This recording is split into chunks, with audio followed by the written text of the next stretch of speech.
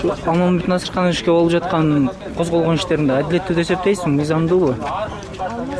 Эки деле акыркы күндөрү ошол Атамекен партиясынын мүчөлөрүнө ушундай иш козголуп атат. Мисалы, мына Беризгейт боюнча да иш козголду деп айтышты. Андан кийин Айда Жеңишбек Салянова жөнүндө айтышты. Анан мына Шыкмаматовго иш козголуп атат деп жатышат. Мындай караса Атамекен партиясы бир 10 чакты эле мүчө. Ошонун дээрлик 30%-на иш козголуп атат. Эгер мындай эсептеп келе турган болсо, кээ бир партияларга анда 10 кишилердин иш козгош керек да. Эгерде мындай чынында эле акыйкатчылык болсо. Анан дагы бир таң кыла турган жагы, ошол Атамекен партиясынын эң активдүү мүчөлөрүнө чыгып, Жогорку Кеңештин жыйынынан акты ак, караны кара деп ачуу сын айткан мүчөлөрүнө негедир капысынан иш козголуп атканы бул бир ойго алып барат да.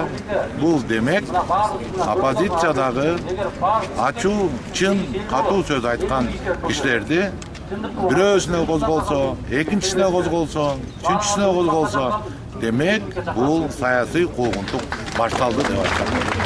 Ушул акыркы убакта ушул саясий куугунтук боюнча саясатчыларды колдоо ар кайсы жерде митингдер болуп атат да. Булардын аягы мурдагыдай революциялык эмгек алып келиши мүмкүн эмеспи? Келечеги кандай болот деп ойлойсуз?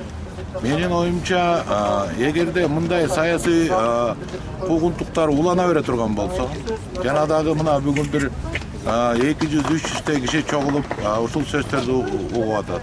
Анан ушундай протесттик көңүлдөр улана бере турган болсо, бунун аягы бир жакшы нерсеге алып келбейт деп чочуп турам.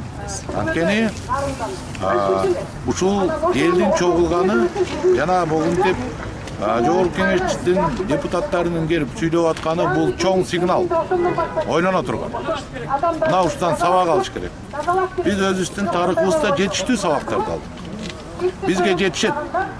Биз 25 жылдын ичинде канчалаган революцияны баштан өткөздүк. Миңдеген адамдар чогулган митингди баштан өткөздүк.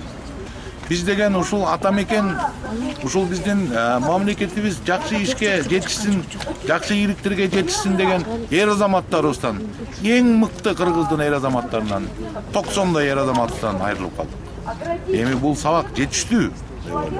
Ошондуктан азыркы бийлик, азыркы ушул саясий куугунтукту күчөтүп, саясий куугунтукту даярдап аткан бийлик эсине келиш керек. Ачуусын айтылат. Ачуусунсуз иш жүрбөйт.